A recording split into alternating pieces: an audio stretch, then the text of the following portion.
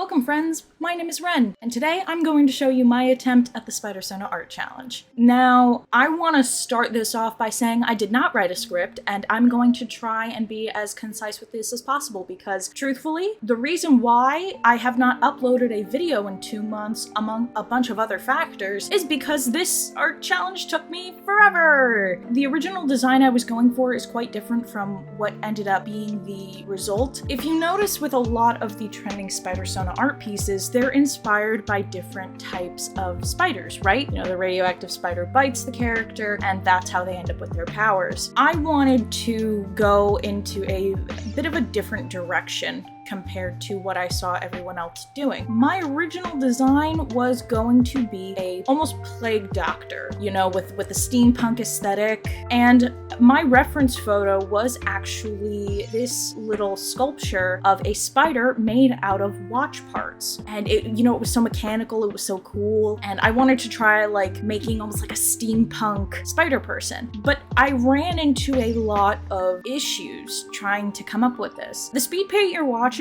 is actually the cleanest part of my work. Between the sketches and the actual final poses I chose, I actually have another file that unfortunately got corrupted on Clip Studio where I just had dozens of gesture drawings and sketches trying to make this plague doctor spider person work. And no matter what I tried, it really just was not working. So in the wise words of the starfish face, I had to kill my darlings. I realized the ultimate issue that I was having with trying to create a spider person was the elements of my design directly contradicting what makes a spider person a spider person. I watched Kalimara's video on making spider people, and I realized I had completely ignored the biggest key factor about spider people and their designs. They have very sleek suits, or they will have like, you know, bulky clothing on top, but especially the mask is very tight to the face and is very sleek. So having a giant beak on the front of your spider person's face doesn't make them look like that much of a spider person. Because, you know, I decided to make things really hard on myself and combine Spider-Man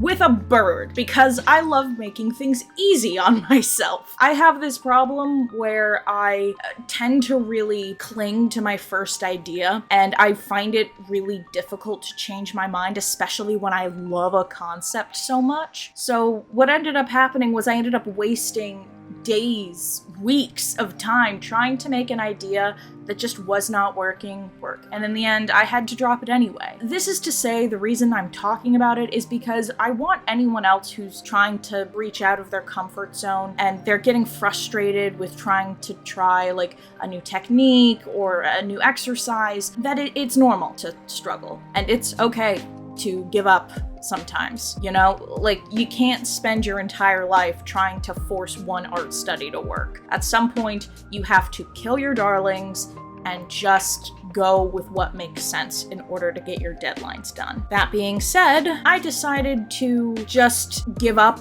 this one time trying to force myself out of my comfort zone because it clearly was not working, especially with this challenge in mind. So I pivoted into a completely different design base. I dropped the steampunk aesthetic, I dropped the plague doctor aesthetic, and tried to still combine aspects of the crow into the design in some small way, because that's what this was supposed to be. It was supposed to be Spider Crow. It was supposed to be myself as a spider person. And the reason why I wanted to specifically try and portray at least an alternate version of myself is because I literally cried when I saw Sun Spider be shown off in the movie. You know, the spider person that whacks Miles with their crutch and they're in a wheelchair, because I don't see disabled characters in media often. Never mind one who, you know, like makes a well-executed joke about mobility aids. Like, they're such a cool character, and I wanted to create a character like that, especially because, you know, I don't see it often. But I wanted to have my own cane-wielding spider person. Originally, my concept for this, if you'll see it in the beginning of the sketch, was almost something Grim Reaper-esque. I wanted this really, like, mechanical like beak that could almost be used as like scissors that could like open up and snip webbing or string, like whatever I wanted to, that could easily cut Spider-Crow's webs. So this way, say she like strings up a villain and they want to like just drop that person off the side of a building, they can just snip the rope. Or like somebody grabs their webs, they can cut themselves free. I was thinking of stuff like that. And again, it wasn't working because it began to lose its practicality as a cane. And I was directly contradicting what I hate seeing other people do when they design mobility aids. Because it's kind of a little bit cringeworthy to see somebody design a character with a mobility aid that you know would be hellish to use. Like the amount of times I see people give their characters canes that I know that character is probably struggling to grip or hold. Just, it makes me cringe, just because like canes are designed a specific way for a reason, because if you can't hold on to them properly, it kind of defeats the purpose. So I decided to strip it down and go simple again. And at the beginning, I was also trying to design a spider logo to go on the front of the chest piece. This was also extremely difficult, and I was trying to get this stuff together and just make it work while also implicating, you know, the motifs of a bird. So in the beginning, you'll see I tried designing something very mechanical for the spider, but in the end, it wasn't working, especially after I dropped the steampunk motif. So in the end, I just tried finding a simple spider that I thought would look pretty, and so I drew that out and I added some wings on the side, and in the end, I think that looked pretty cool. As for the jacket, because I know you're probably looking at that and going, what is that? I really like anorak jackets. They're a type of like windbreaker with a lot of cargo pockets. They're pretty utilitarian, but very fashionable, and that's what I like about them. And most importantly, in order to keep the crow motif, even though I couldn't have a big plague doctor mask, I decided to take inspiration from this bird feather like eye mask I saw on Pinterest. And I thought, ooh, that looks cool, especially since I can't really choose a mask that will like stick off of the face, because it'll again go against the whole like slick and sleek Spider-Person mask. So I ended up choosing this very close to the face, almost masquerade bird mask, and I think it looks really cool. As soon as you see me sketching out the like refined motif, I actually at one point tried designing like a little crow skull with wings. And then again, I ended up losing the motifs of the whole Spider-Person thing to begin with. So I just cut it down back to the spider and moved on. As for shoes, I decided I wanted to go with some nice combat boots. I originally tried using some feather motifs, almost like Hermes wings, and it just wasn't really working. So I just, again, simplified it, cut it back down. And now to actually briefly talk about, like, you know, what's Spider-Crow's story? So Maggie Jackdaw, also known as Spider-Crow or Mags, is a tattoo artist by day in Brooklyn and is operating as a web-slinging superhero by night. I wanted to give them something pretty fluid now that I had dropped the whole like white suit and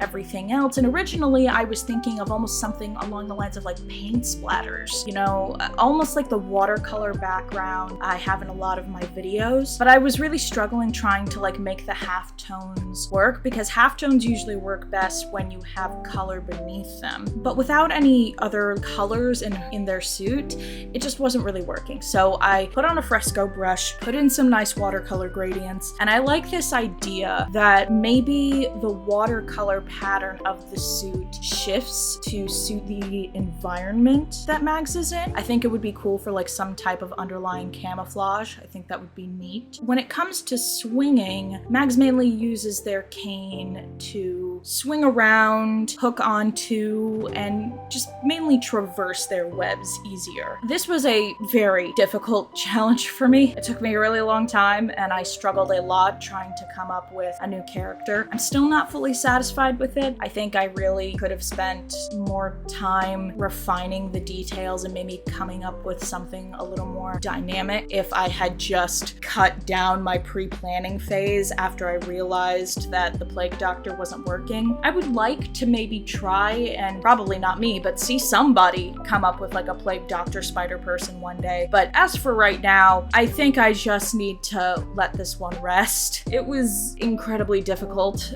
and I think I just need to remind myself that for every piece an artist is proud of, there's usually quite a few in between that are some trial and error. And this was me trying something new. I'm still trying a lot of new things when it comes to digital art. And I need to just remind myself that everyone's gotta start somewhere, and the more I practice, the more I will improve. Thank you for joining me on this video. I hope everyone has a nice day. Please let me know what you think of this format.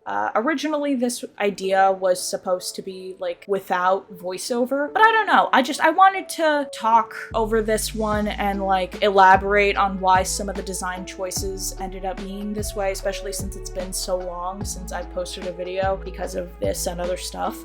But yeah, like, would you watch speed paints if they were presented this way? Like, even if they didn't have audio? Because I'm thinking about like uploading just my everyday speed paints and stuff in this format, just because I know at least I like listening to some relaxing music while watching some art be made. But I don't know. Let me know what you think. Tell me what you would be if you were in the Spider-Verse, because I really want to know what would you want to be? What would an alternate version of yourself in the Spider-Verse be? I'm really excited for part 3. I think it's going to be a great movie.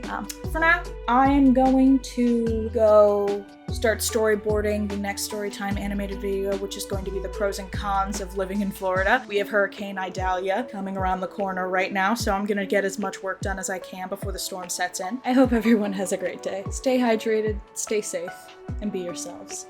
Ciao!